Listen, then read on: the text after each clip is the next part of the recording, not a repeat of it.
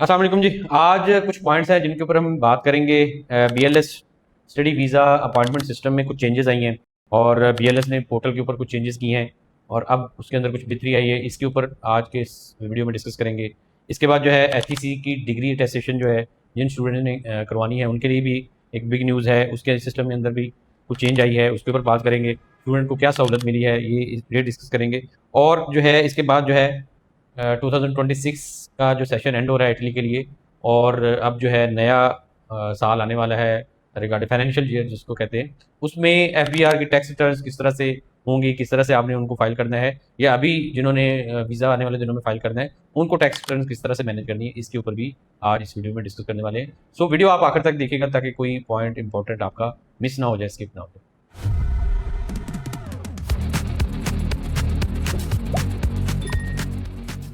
अस्सलाम वालेकुम दोस्तों, मैं हूं तनवीर अब्बास और आप देख रहे हैं मेरा यूट्यूब चैनल WSL कंसल्टेंट। आज का जो हमारा टॉपिक है वो है 3 डिफरेंट पॉइंट्स हैं जिनके ऊपर बात करेंगे।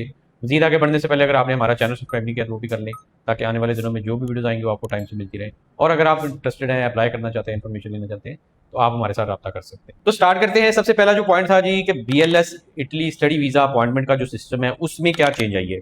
उसमें उन्होंने जो बड़ी चेंज की है, उन्होंने अपना URL जो है BLS ने अपना URL अपनी वेबसाइट का वो चेंज कर दिया। पहले था theitalyvisa.com, अब उन्होंने इसको चेंज करके indianaitalyvisa.com कर दिया। इसकी सबसे बड़ी वजह ये होती है कि लोगों ने बॉट डेवलप किए होते हैं जो कि एक यूआरएल के ऊपर उन्होंने उसको चला रहे होते हैं। अब उन्होंने इसको चेंज करके, इसका मतलब ये है कि वो बॉट जो है उनको दोबारा से डिज़ाइन करने पड़ेंगे। अगर किसी ने बनाया हुआ है तो उसको दोबारा से बनाएगा। एक इस तरह से जो है ना वो उस चीज़ को डिस्करेज करते हैं। सिक्योरिटी फीचर्स उन्होंने इसमें बेहतर किए हैं ताकि बॉट्स वगैरह जो है वो अपॉइंटमेंट्स के लिए हर वक्त साइट को बिजी ना रख सकें, उसको उन्होंने बेहतर किया है। यूज़र एक्सपीरियंस को बेहतर किया है। इसके बाद कैप्चा जो सॉल्विंग्स हैं उनको उन्होंने कुछ बेहतर किया है। और ये सारी चीज़ें इसलिए की गई हैं ताकि लोगों को जेन्युइन तरीके से जो है ऑर्गेनिक तरीके से अपॉइंटमेंट्स मिल जाएँ। ये जो लोग बीच में एजेंट्स इन्वॉल्व हो जाते हैं या बॉट्स इन्वॉल्व हो जाते हैं जिसकी वजह से आम यूज़र को अपॉइंटमेंट बुक करने का मौका नहीं मिलता, इसको उन्होंने डिस्कस किया है। उम्मीद करते हैं कि ये सिस्टम इस दफ़ा मज़ीद बेहतर हो और स्टूडेंट्स को ऑर्गेनिकली जो है वो अपॉइंटमेंट मिलना स्टार्ट हो जाए और इसमें कोई मसला ना हो। तो ये उन्होंने इसके अंदर चेंज लेकर आए हैं, मैंने आपके साथ शेयर कर दिया। HEC डिग्री अटेस्टेशन सिस्टम अब चेंज हो गया है। क्या चेंज हुआ है? देखिए, पहले जब स्टूडेंट्स अप्लाई करते थे अपनी डिग्री अटेस्टेशन के लिए तो वो पार्शियल सा होता था।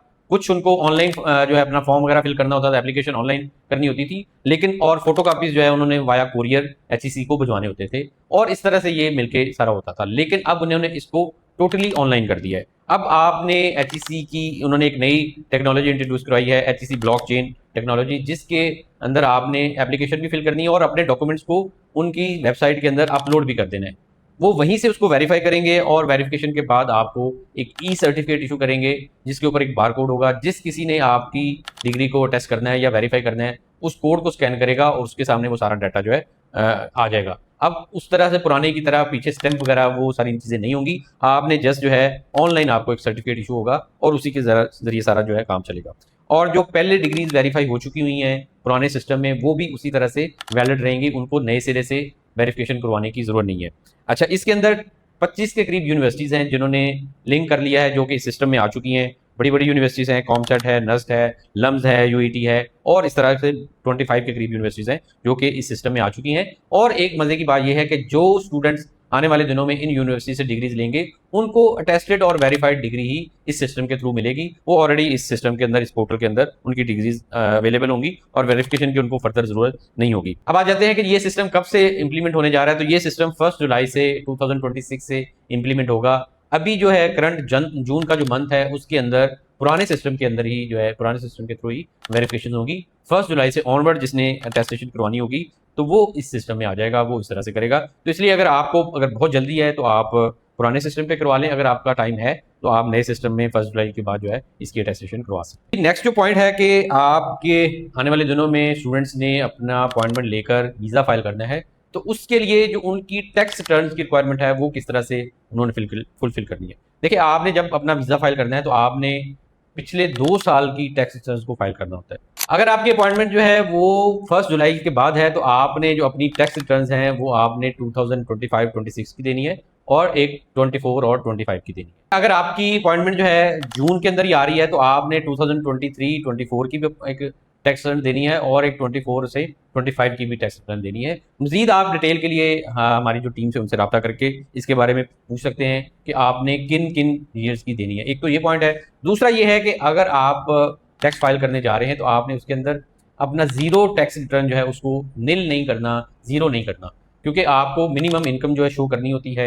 अगर आप बिल्कुल ही इनकम इस लेवल पे ले जाएंगे जो इसका टैक्सेबल ही नहीं है, तो देन आपको अपनी बैंक स्टेटमेंट या आपके जो स्पॉन्सर है उसकी सोर्स ऑफ इनकम उसको जस्टिफाई करना बड़ा मुश्किल हो जाएगा। तो इसको आपने प्रॉपर जो है मैनेज करके चलना है कि अगर आपको कुछ थोड़ा बहुत टैक्स पे करना भी पड़ जाए उसको पे कर दे, बजाय इसके कि आप नील फेक फिल करके टैक्स रिटर्न की हद तक डॉक्यूमेंट तो पूरा कर लेंगे, लेकिन आपकी जो है ना उसके अंदर इनकम शो नहीं होगी। इनकम शो नहीं होगी तो आपकी बैंक स्टेटमेंट भी उसके ऊपर क्वेश्चन आ जाएगा, और वैसे ये भी फिर क्वेश्चन करेगी कि आपको आने वाले दिनों में इटली जाने के बाद या किसी और कंट्री में जाने के बाद अगर पैसों की ज़रूरत पड़ेगी तो कौन आपको स्पॉन्सर करेगा, कौन इस काबिल है, किसकी इतनी इनकम है जो कि आपको जो है ना स्पॉन्सर कर सकता है। तो इस चीज़ के ऊपर आपने इसको निल नहीं फिल करना, और अपने अकॉर्डिंग ईयर आपने देख लेना है कि कौन से साल आपके बनते हैं। आपने 2 साल की टैक्स रिटर्न उसके अकॉर्डिंग बनाकर आपने अपनी वीज़ा फाइल के साथ लगा। तो ये थे आज के कुछ पॉइंट्स जो कि हमने आपके साथ डिस्कस किए।